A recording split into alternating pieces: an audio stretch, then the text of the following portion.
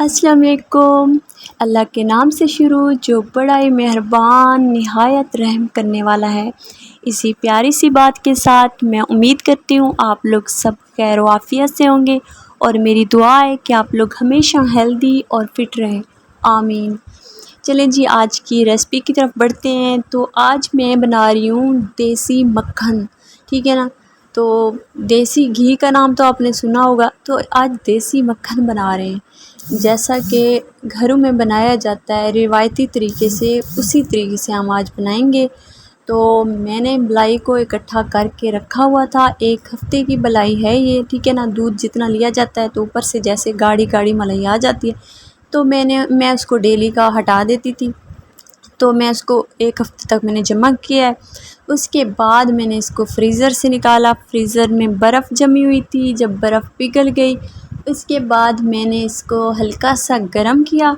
इसमें थोड़ा सा मैंने दूध ऐड किया था क्योंकि मलाई बहुत ज़्यादा गाढ़ी हो जाती है ना, तो दूध थोड़ा सा इसमें मैंने ऐड किया था। उसके बाद मैंने इसको हल्का गर्म करके इसमें मैंने दही डाला। दही भी पहले से मैंने 1 दिन पहले बनाया था, इसी के लिए कि ना घर की दही हो, उसी से फिर हम मलाई को ना जाग लगाएंगे। तो हर किसी की अपनी एक लैंग्वेज होती है, तो उसी हिसाब से बोला जाता है। हमारी लैंग्वेज में बोला जाता है जाग लगाना, ठीक है ना। रात के टाइम लोग जाग लगा देते हैं। देहातों में अक्सर ऐसे होता है ना, वो जो बड़ी बड़ी मंधानियाँ वो जो लगाती हैं औरतें, तो इसी तरीके से बनाती हैं। वो बिल्कुल ख़ालिस प्योर देसी घी बनता है, देसी मक्खन बनता है। फिर वो लोग लस्सी भी पीते हैं, तो ये चीज़ें बहुत अच्छी भी लगती हैं ना, नेचुरल किस्म की। तो हम लोगों ने क्या किया है, शॉर्टकट रास्ते निकालना शुरू कर दिए हैं, जल्दी से बस काम ख़त्म हो जाए। तो ऐसा नहीं करना चाहिए। जैसे प्योर तरीके से देसी घी बनता है, देसी मक्खन बनता है, तो उसी तरीके से बनाना चाहिए। तो उसका एक अलग टेस्ट होता है, अलग जायका होता है। हर चीज़ का फिर पता तो चल जाता है ना कि इसका ये इस तरीके से बना है, ये ऐसे बना है। तो हर चीज़ का वो सारी वॉइस मेरी ख़राब करवा दी इस ट्रेन ने। ये साथ ट्रेन स्टेशन है तो इसकी आवाज़ इसके अंदर आ गई, सॉरी। अच्छा जी, हम स्टार्ट करते हैं। तो मैंने ना इसको रात के टाइम जाग लगा दी थी, दही डाल के। दही 1 पाव जितना मैंने इसमें दही ऐड किया था। सुबह फिर उठते ही मैंने इसको फ्रीज़र में रख दिया था, थोड़ा ये ठंडा ठंडा हो गया जमा हुआ। तो अब आप देख सकते हैं मैंने सुबह उठ के इसको निकाला ताकि इसको ब्लेंडर में हम ग्राइंड कर सकें और इसका मक्खन निकाल सकें। क्योंकि हमारे पास मधानियाँ तो है नहीं, वो तो उस तरीके से तो नहीं निकाल सकते। हमारे पास यही शॉर्टकट रास्ते हैं, तो इसी का चूज़ करेंगे।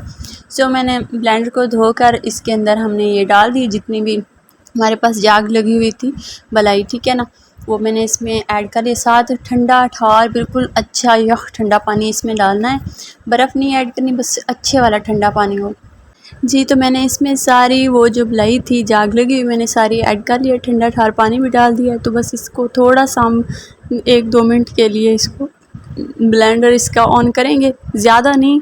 तो ये मक्खन इस स्टेज पे ना थोड़ा अगर ज़्यादा हम इसको करते हैं तो ये फिर हाथों में नहीं आएगा, ना उसमें छानने में आएगा, वो भी वहाँ से नीचे गिर जाएगा।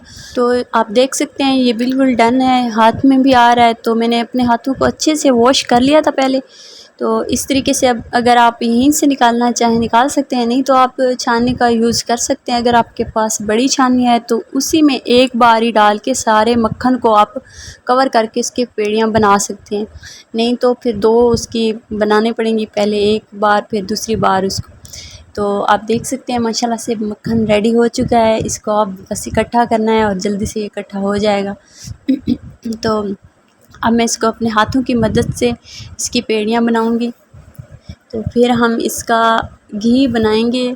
मैंने आपको पहले भी इसकी रेसिपी घी की शेयर की थी आप लोगों से, तो नेक्स्ट भी आप लोगों से मज़ीद और जो देसी तरीके से बनता है वो भी मैं आपसे रेसिपी शेयर करूँगी। अभी मैं इसको हम बच्चे कह रहे थे कि मक्खन ही खाना है, तो फ़िलहाल हम मक्खन ही खाएंगे रोटी के साथ। तो आप भी इसी तरीके से अगर मक्खन खाना चाहें तो खा सकते हैं, इसको फ्रीज़र में रख सकते हैं, कहीं नहीं जाता ये 1 हफ़्ते के लिए, क्या 2 हफ़्ते तक कहीं नहीं जाता अगर ये फ्रीज़र में पड़ा रहे।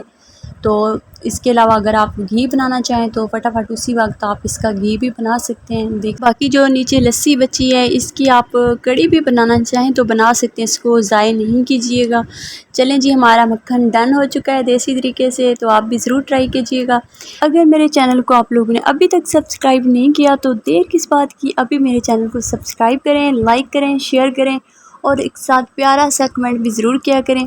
तो मिलते हैं नेक्स्ट वीडियो में, तब तक अपना बहुत सारा ख्याल रखिए। अल्लाह हाफिज़।